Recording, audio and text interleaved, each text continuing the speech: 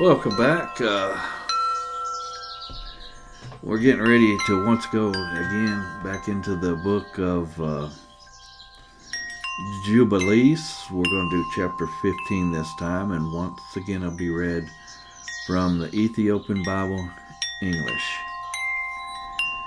Like I said, this is a scaled down Bible. It says complete Bible, but it's no means by complete. Maybe you can go to a website or something that it may have here listed somewhere, but it's just got like a somewhere between 11 and 12 or so books that of course you might find in the Apocrypha that are listed within this book. We're going to do chapter 15 from Jubilees. In the 5th year of the 4th week of the Jubilee, during the 3rd month, in its middle days, Abram observed the feast of firstfruits of the grain harvest. He presented fresh offerings on the altar, firstfruits from the harvest to the Lord, a heifer, a goat, a sheep, a burnt offerings, a goat and a sheep as burnt offerings on the altar, accompanied by their grain and drink offerings, placing frankincense on the altar as well. The Lord appeared to Abram and declared, I am God Almighty. Walk before me and remain blameless. I will establish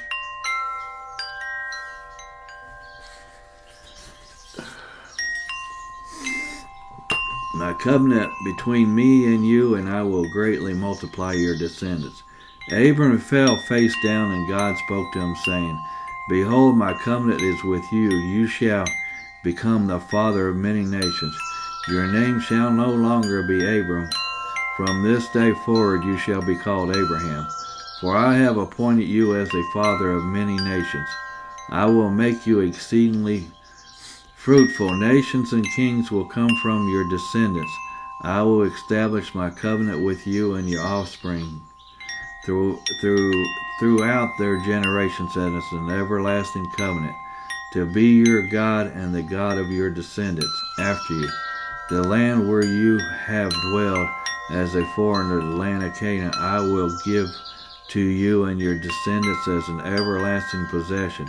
I will be their God. Then the Lord said to Abram, As for you, you must keep my covenant, you and your descendants after you. Every male among you shall be circumcised. You must circumcise the flesh of your foreskin, and this will serve as a sign of the covenant between me and you. Every male 8 days old must be circumcised throughout your generations, whether born in your household or purchased from a foreigner, not of your bloodline. Those born in your house and those bought with money must be circumcised. My covenant will be in your flesh as an everlasting covenant. Any male who remains uncircumcised and is not circumcised on the 8th day shall be cut off from his people, for he has broken my covenant. God also said to Abraham regarding your wife Sarai, her name shall no longer be Sarai, but she shall be called Sarah. I will bless her and give you a son by her. I will bless him, and he will become a nation. Kings of many nations will descend from him. Abram fell face down with joy and said in his heart, Shall a child be born to a man 100 years old? And shall Sarah, who is 90, give birth? Abram said to God, Oh, that Ishmael might live before you. God replied, Yes, but Sarah will also bear you a son, and you shall name him Isaac. I will establish my covenant with him as an everlasting covenant for his descendants. As for Ishmael, I have heard you. I will bless him, make him fruitful, and multiply him greatly. He will father 12 princes, and I will make him into a great nation. But my covenant I will establish with Isaac, when Sarah will bear to you at this appointed time next year. When God had finished speaking with Abram, he departed. When God finished speaking with Abraham, he departed from him. Abraham obeyed God's command.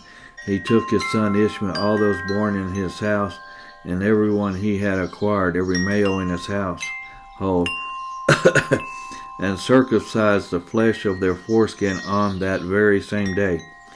Abraham himself was circumcised along with all the males of his household, both those born in his house and those purchased from foreigners. Chapter 15 is a defining moment in the covenantal history of Abram, now Abraham. The shift is not only in name but in role, identity, and responsibility. The chapter formalizes the relationship between God and Abraham's descendants, moving from promise to binding sign. It begins with Abraham celebrating the Feast of Firstfruits. This act of worship is not commanded, it is voluntary, and yet it becomes the occasion for a new revelation. God appears and speaks directly. What follows is one of the most significant theological declarations in the book, the introduction of circumcision as a physical sign of the everlasting covenant. This covenant is generational and geographic. It includes not only Abraham but his seed after him and the land of Canaan as an eternal possession. But the center of the ritual is bodily. Circumcision is not just symbolic, it is tangible, personal, irreversible. It marks the flesh with memory. It binds the covenant to the body itself. The language of the chapter is emphatic, everlasting covenant, cut off from his people. There is no middle ground. Obedience becomes visible. Faith becomes public. This is no longer about inner belief alone. It is about identity in the community of the chosen. The transformation of Sarai into Sarah parallels Abraham's new name. With it comes a new feature, the promised son Isaac. Yet Abraham still cares for Ishmael.